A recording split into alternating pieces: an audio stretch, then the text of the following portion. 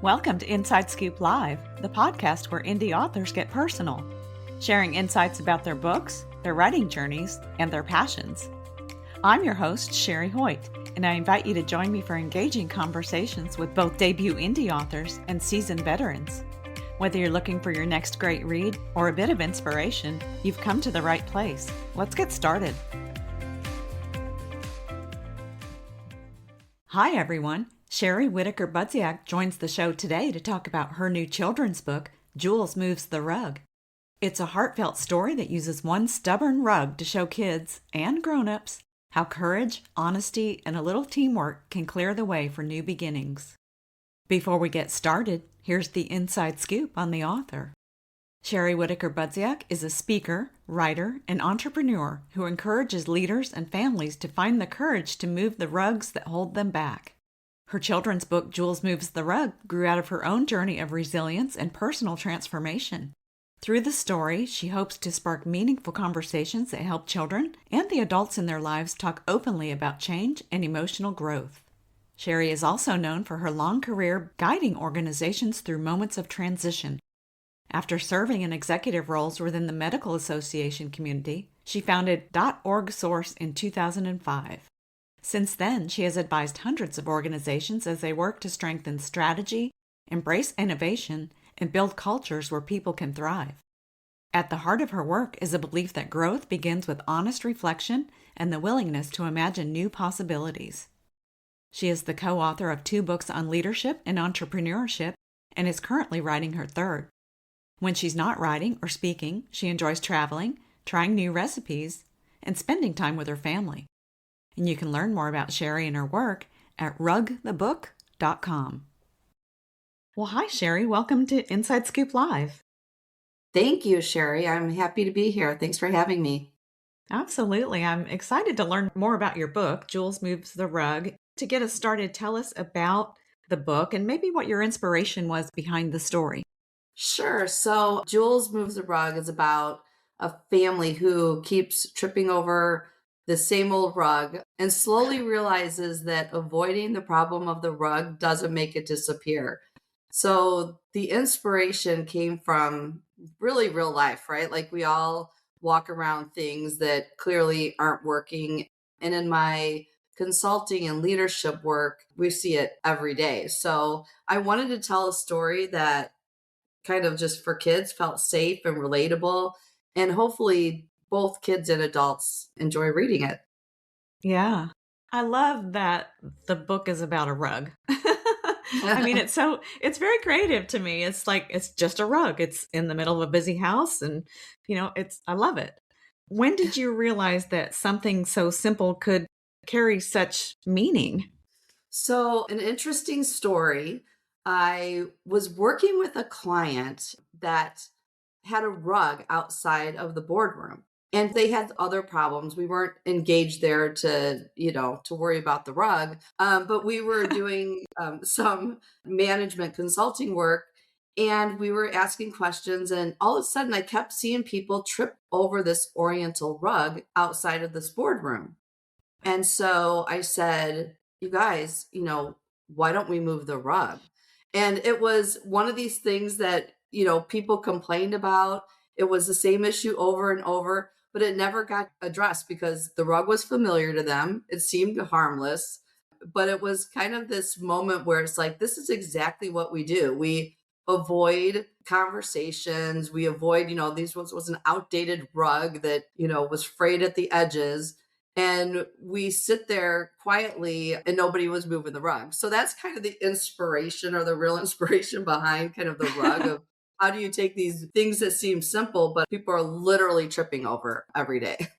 Yeah, that is so interesting. I love the story behind the story. It's just, you never know where your inspiration is going to come from. Yeah, Is this your first children's book? it is. It is my first children's book. Oh, congratulations. Very, very Thank you. great story. Yeah.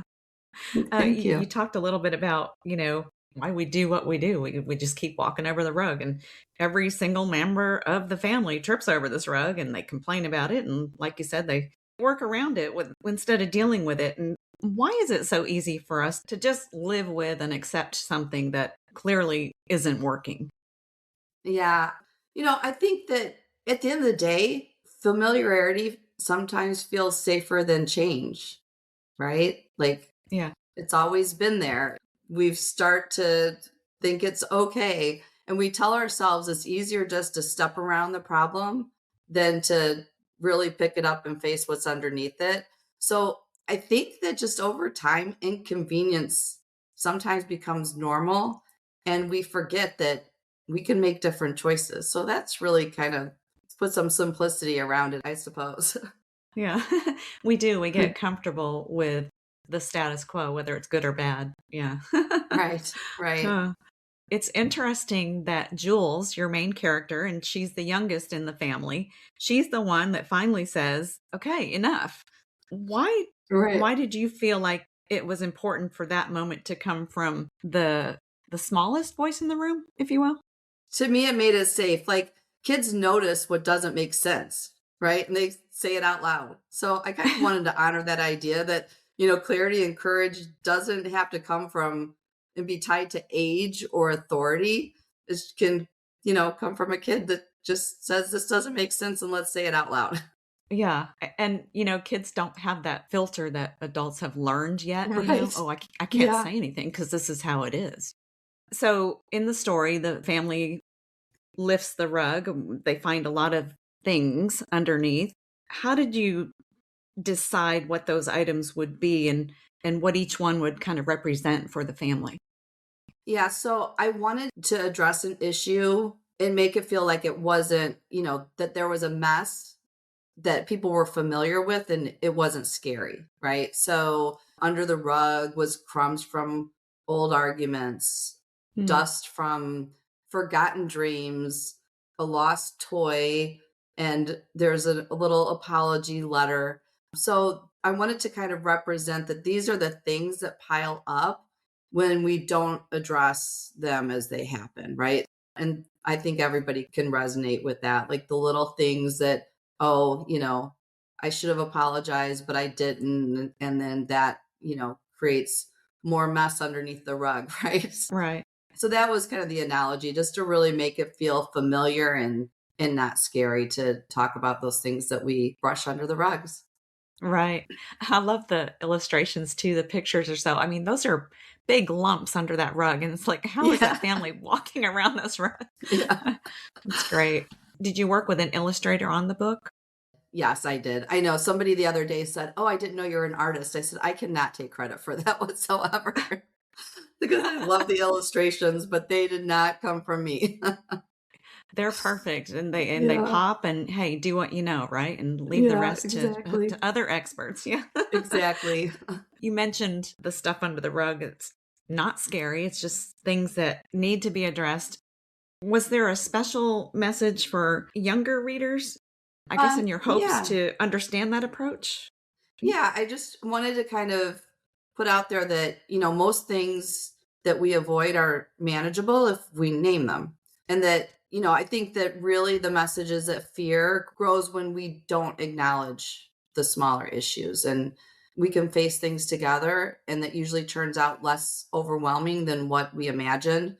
And I think that we can, take that both with adults and children. And so the message was, while it was written as a kid's book, I also wanted the message to resonate with anybody from 8 to 98, right? Like we can, face things together and not be as overwhelmed when we just are thinking about them alone. Alright, alright. Yeah, I was wondering about that because, just reading it, it's like, "Okay, this resonated with me," I'm a little older than a child, Yeah. Um, so, I was just wondering if that was intentional or if it just kinda happened naturally, but it's a topic that applies to all ages, so, yeah. Yeah, right.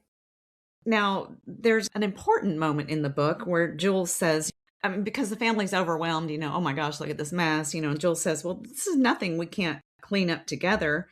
How does that idea of shared responsibility shape the story? Yeah, so that line is the heart of the book, right? Really it's about that growth and healing rarely happens alone. And that when people stop blaming a problem or blaming the rug and start working together, then everything can shift. So nothing that we can't clean up together, that we can't work on together. Right. I love that it emphasizes the teamwork because individually it can seem like it's overwhelming and we can't do anything about it. But when you work together, it's automatically easier. Yeah. Yeah. So once the rug is moved and you see the family talking and apologizing and hugging and reconnecting, what do you hope kids take away from these moments? Yeah, well, I was really hoping that they see that hard conversations can actually bring people closer together. And whether that's families or, in the classroom or whatever it might be. And that, for example, apologizing can be strength, it can repair things. And that's more important than being right. I think Mm, kids want to be right. They didn't do this. I think everybody sometimes has that tendency. So that's the message of, that we have strength in having hard conversations and can bring people closer together. yeah, yeah, absolutely. Yeah.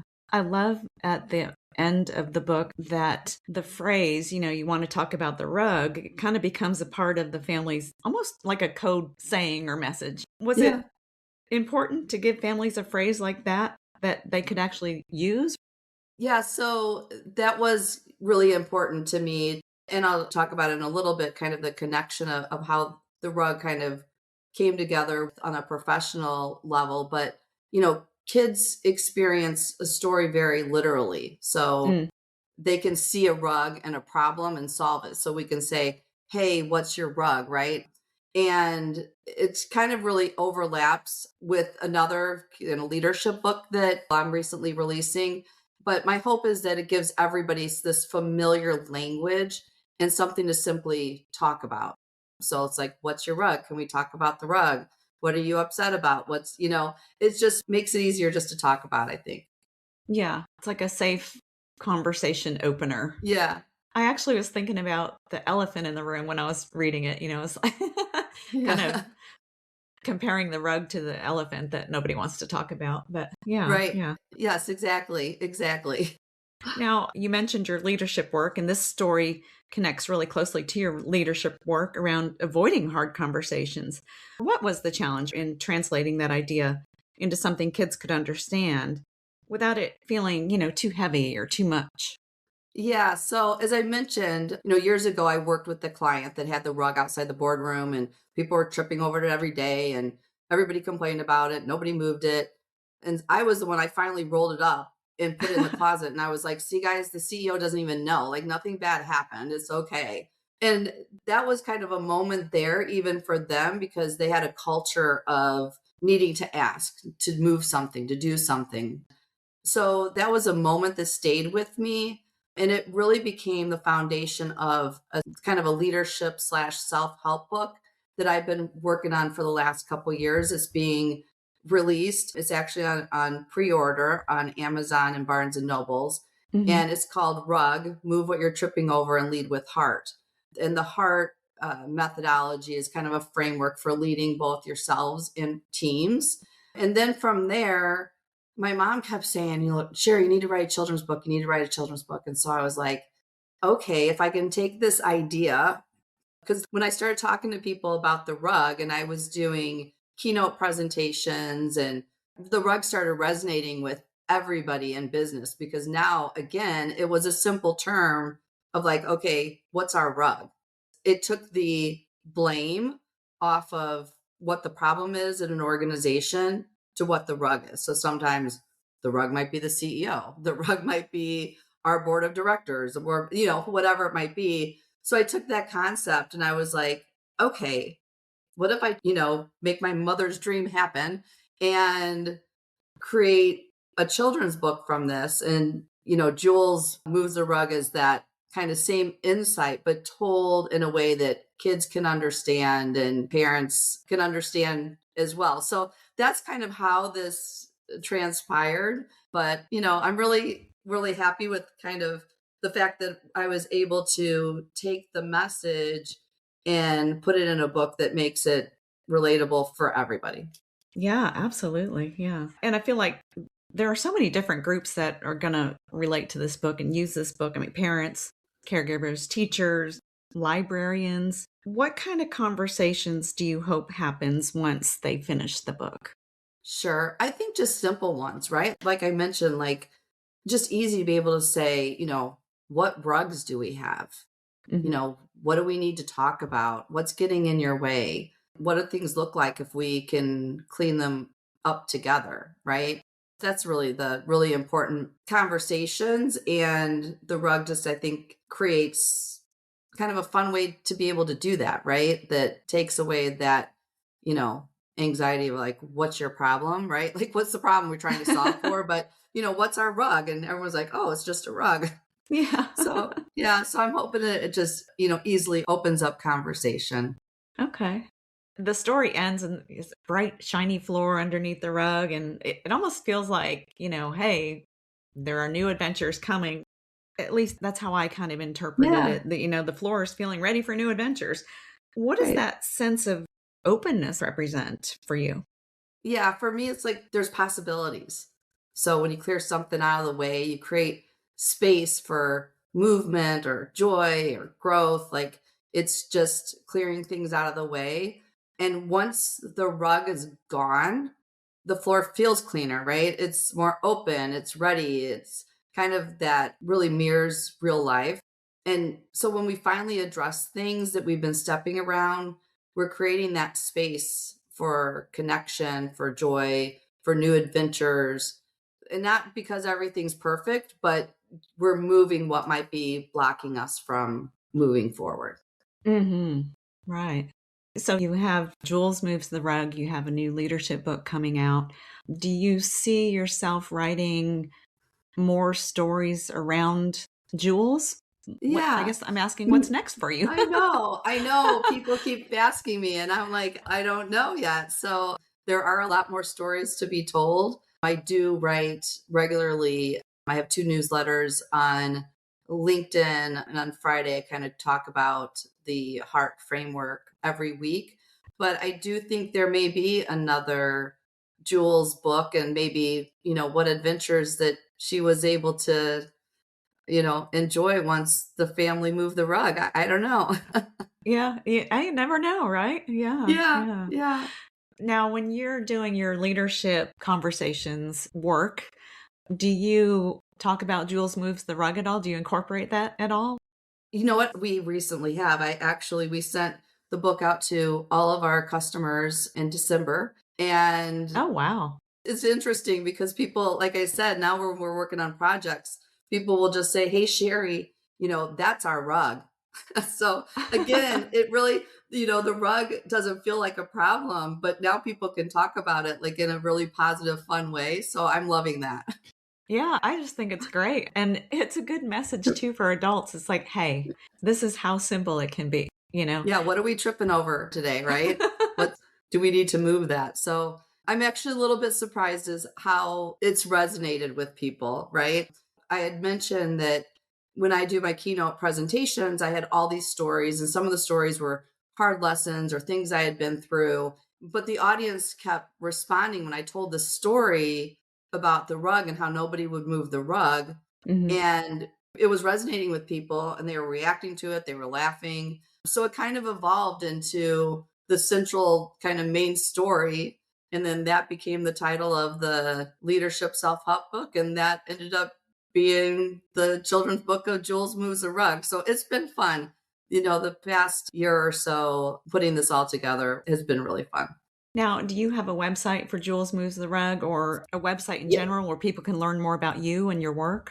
Yes. So it's rugthebook.com. Okay, wonderful. Sherry, was there anything else you wanted to add today for our listeners? I guess I'll just leave it with this. We all have rugs we step around, right? We talked about it in families, in classrooms, counselors, teams. And so my hope is the story gives everybody a simple human way to help kids name what feels hard to talk about in a really safe way. Because, now I'm really passionate about the fact that because when we move the rugs together, we're making room for connection and healing and possibility and those new adventures. So, at the heart of the story is a reminder that growth doesn't start with big change. It starts when we notice what's in our way and we choose to talk about it together. So I hope everybody enjoys the story. And yeah, it's been fun. Yeah, yeah. Well, Sherry, I loved learning more about Jules and the rug and you, and thank you so much. Oh, thank you very much. Thank you so much for joining me today for my interview with Sherry Whitaker Budziak, author of Jules Moves the Rug. You can learn more about Sherry and her work at rugthebook.com. And be sure to check out our other interviews at InsideScoopLive.com.